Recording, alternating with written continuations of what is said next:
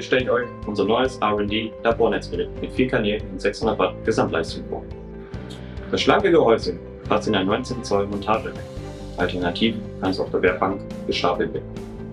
Die hohe Qualität lässt sich fühlen, denn das Gerät ist doch recht schwer, es wiegt immerhin 18 Kilo. Die Spannungs- und Stromkurven aller 4 Kanäle können von der Frontseite mit den Bedientasten und dem WLAN eingestellt werden. Dieser Modus wird statischer Modus genannt. Das Display gibt dem Bediener die jederzeitige Kontrolle. Im Gegensatz zum statischen Modus wird der sogenannte List-Modus automatisch abgearbeitet.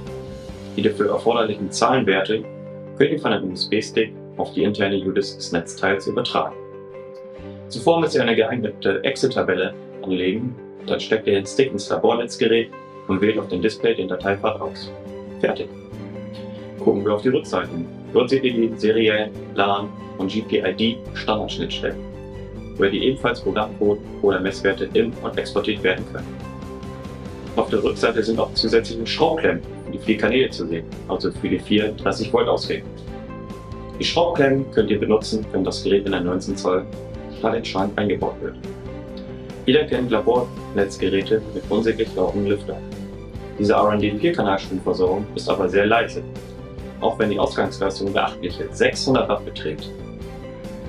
Bei der Suche nach dem Grund für den leisen Betrieb kommen wir auf das Gewicht zurück. Es wurden noch zahlreiche Transformatoren verbaut. Aber auch das Stahlblechgehäuse dient als Kühlung, sodass 2 kleine nach hinten ausblasende Lüfter ausreichen.